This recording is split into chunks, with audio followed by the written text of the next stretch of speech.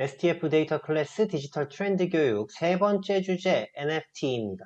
NFT는 무한한 복제가 가능한 디지털 콘텐츠에 블록체인 기술을 적용해서 유일성, 즉 진품이라는 의미를 부여한 걸 말해요. 그래서 복제된 콘텐츠 중에서 어떤 게 진품인지를 가려낼 수 있도록 만든 게 이 NFT 기술입니다.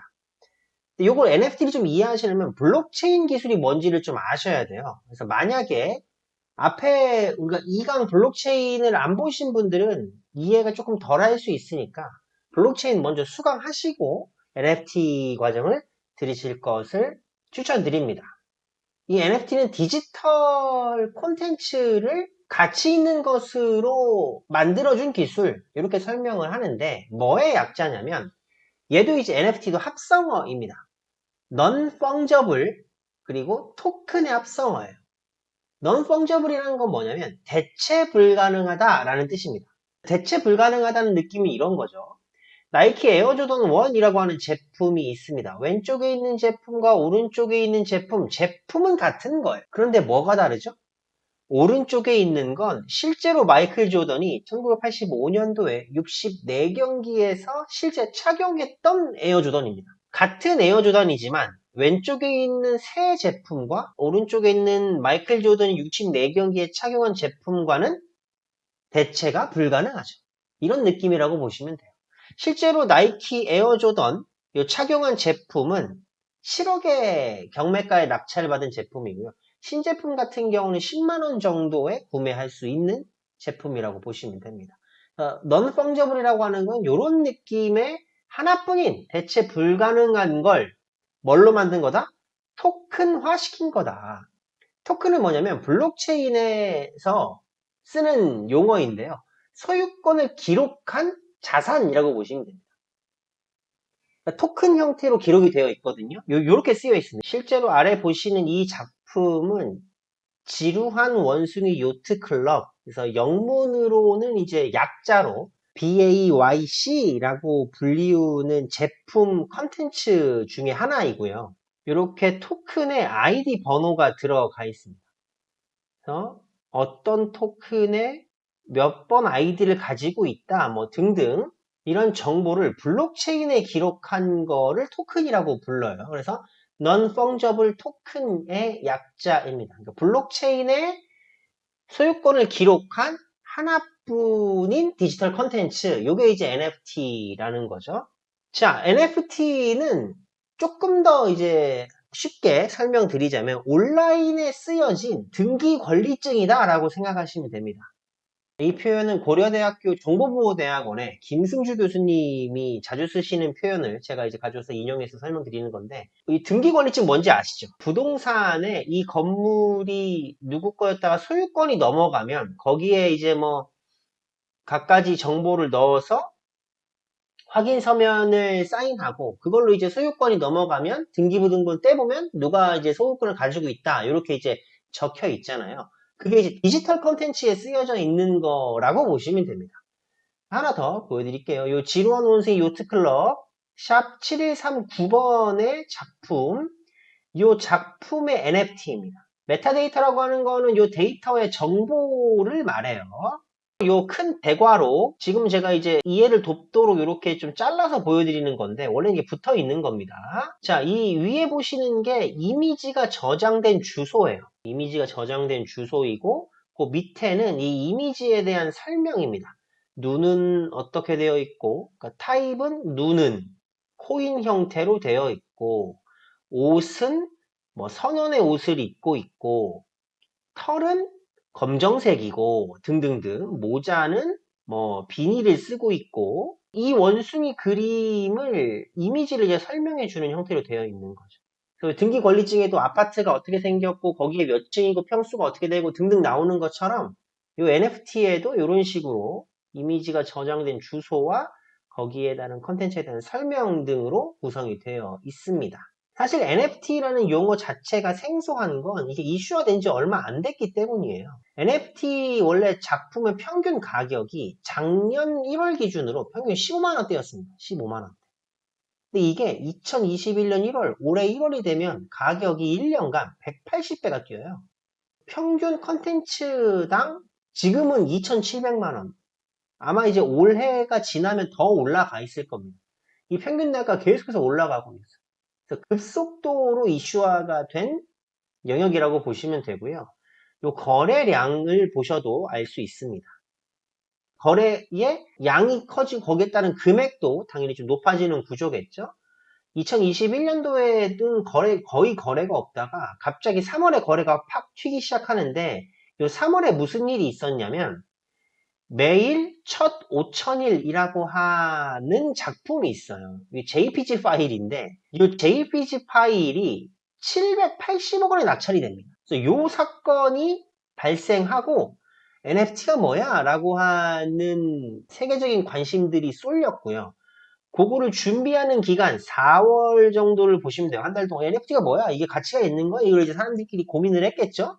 그리고 나서 5월 달에 또 거래량이 올라가고 그 뒤에 7월, 8월, 9월 가면서 8월경에 역사상 최고치를 경신하게 됩니다. 최고치로 피크를 찍고 그 뒤에 조금 거래량이 줄어든 상황이긴 한데 어찌 되었든 굉장히 단시간 크게 이슈를 모은 그런 영역이라고 보시면 됩니다. 이런 이제 NFT의 열풍을 주도한 주요 작품들이 있는데 앞에 소개해드렸던 지루한 원숭이 요트클럽도 그 중에 하나고요. 21년 3월에 낙찰받았다고 평가받는 그 작품하고 그 다음에 이 NFT계의 모나리자 같은 작품이라고 불리는 크립토펑크라는 작품 두 개를 가지고 좀 말씀드려보도록 하겠습니다. 자, 먼저 요거 보이시는 게 매일 첫 5,000일이라고 하는 작품의 제목이고요. 요 JPG 파일이 경매를 통해서 낙찰이 됐는데 경매 낙찰가가 780억 원이었습니다. 여기 보시면 하나하나가 작은 그림이에요. 매일매일 그렸던 요 작가가 매일매일 그렸던 그림을 이런 콜라주 형태로 모아놓은 거를 온라인에 경매로 올린 거죠. 그러니까 5,000일 동안 그린 작품인 거예요. 요게 780억 낙찰을 받았고 얘는 이게 제가 이미지를 키워서 이렇게 생긴 거냐라고 오해하실 수 있는데 아닙니다. 이게 실제로 축소를 하든 확대를 하든 요 모양이에요. 8비트로 그려졌기 때문에 그런데 제목은 크립토펑크 그 중에 5822번입니다. 얘는 300억이에요. 일반적인 상식으로는 잘 이해가 안 되죠. 저게 뭐라고 저걸 300억이라는 거액을 주고 샀을까? 상황을 좀 말씀을 드려보겠습니다. 자, 매일 첫 5,000일 이 작품은 비플이라고 하는 가명이에요. 활동명을 쓰는 디지털 아티스트가 2007년부터 매일 온라인에 포스팅해온 그림을 여기 하나하나가 이렇게 확대해서 보면 이런 자기가 SNS에 포스팅한 그림이거든요. 그거를 콜라주화 했어요. 그래서 만든 JPG 파일입니다. 실물 그림이 아닌 디지털 NFT로 팔린 작품 중에 최고가이고요. 현재까지도 최고가입니다. 이 사람은 이제 어쨌든 디지털 아티스트로 SNS상에 250만 명의 팔로워를 가지고 있는 분이에요. 이 작품 때문에 많은 사람들의 관심을 얻었고 한국에서도 기사랑 뉴스에서 어마어마하게 이 사례가 소개가 됐었습니다. 그 두 번째, 저도 잘 이해를 못하겠는, 이걸 왜 돈을 주고 사는지를 잘 모르겠는, 그러니까 아직까지도 저도 잘 이해하기가 어려운 이 크립토펑크 샵 5822번 작품입니다.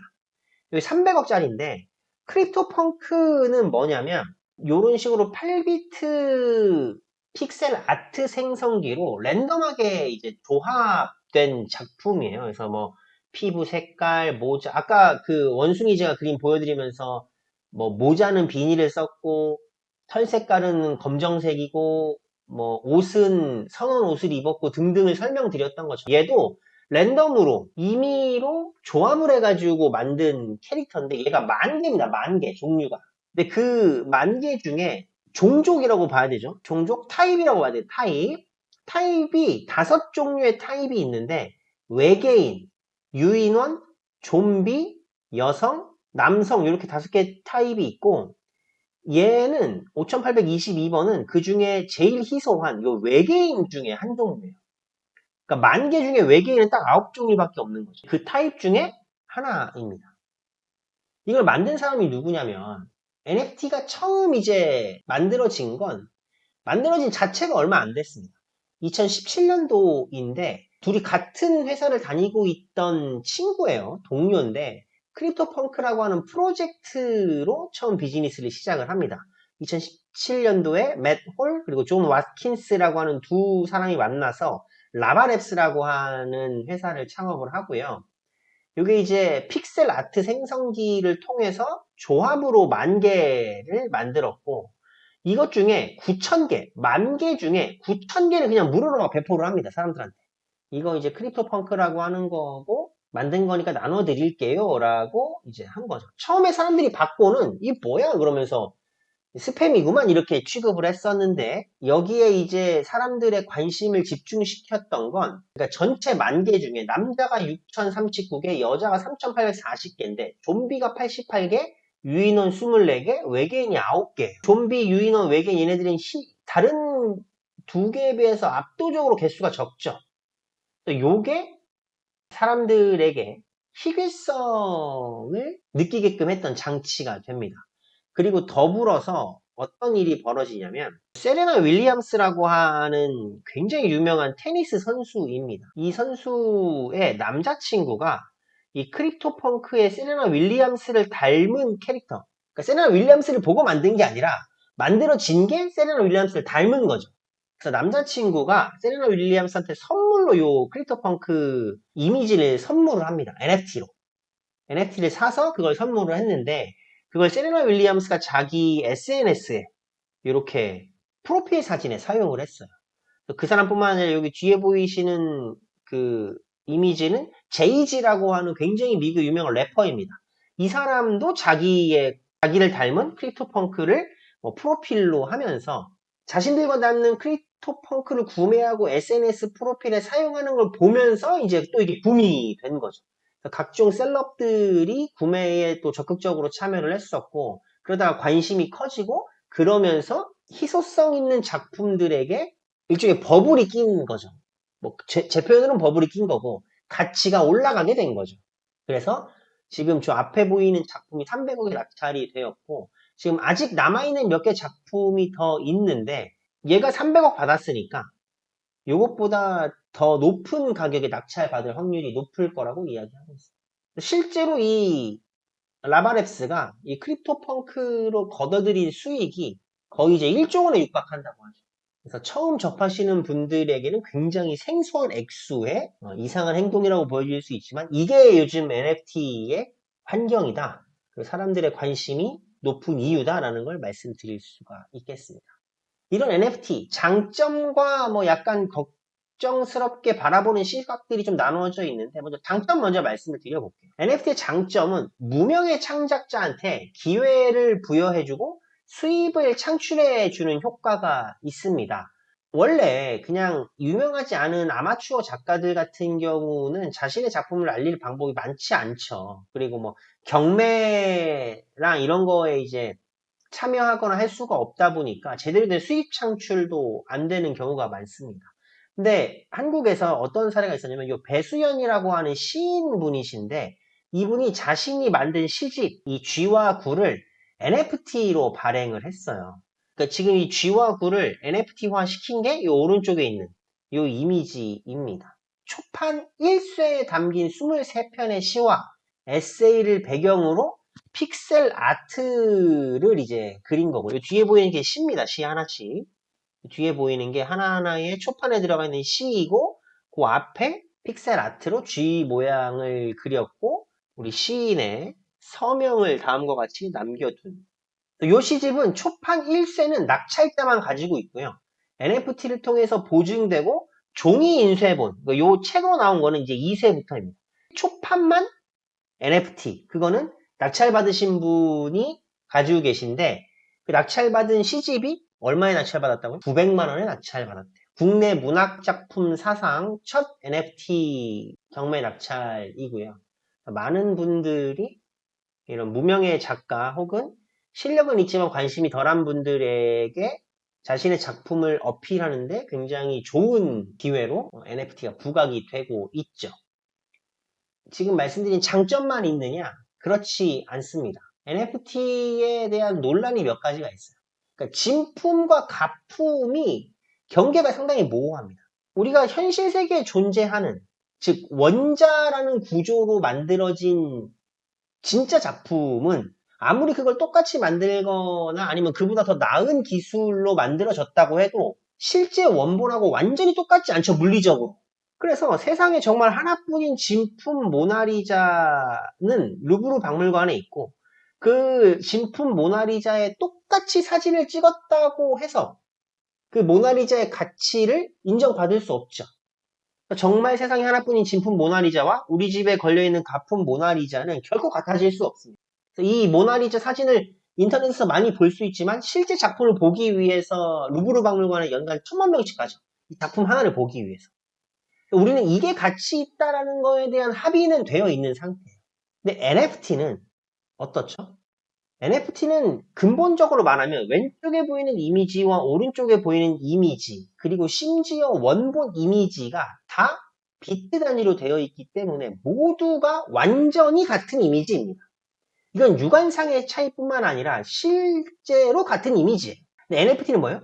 이게 진품을 내가 블록체인 기술을 통해서 이걸 진짜라는 걸 증명해 줄게 라고 하는 기술이 있을 뿐이지 이미지 자체가 진짜냐 가짜냐는 구분해내지 못하는 거죠. 이게 NFT에 대한 첫 번째 논란입니다. 그리고 실제로 NFT 많은 분들이 오해하시는 게 이 그림 자체가 NFT로 저장되어 있겠지라고 생각하시는데 그게 아니에요. 제일 앞서 설명드렸던 NFT라는 것 자체는 등기 권리증이라고 말씀드렸죠. 그게 원본이 저장되어 있는 주소가 어디고 그게 어떤 작품으로 이루어졌고 누가 소유자인지 특정 NFT는 누가 소유자인지에 대한 그 설명이 들어가 있습니다. 그래서 그렇게 텍스트가 들어가 있는 거지 실제로 이미지가 블록체인에 들어가 있는 건 아니거든요. 그래서 내가 그 자리에 가면 지금도 똑같은 원본 이미지 크립토펑크 원본 이미지를 그 주소에 찾아가면 볼 수 있고 그걸 복사해서 붙여넣기 하면 얘가 되는 거예요. 실제로 똑같은 거죠, 이거는. 진품을 구분할 수 있는 기술이 있을 뿐이지 사실상 같은 작품이다. 이게 가치가 있느냐에 대한 논란이 있는 거예요. 두 번째 논란은 법적인 저작권과 수익권 등의 문제가 있습니다. NFT 거래가 소유권과 저작권이 달라요.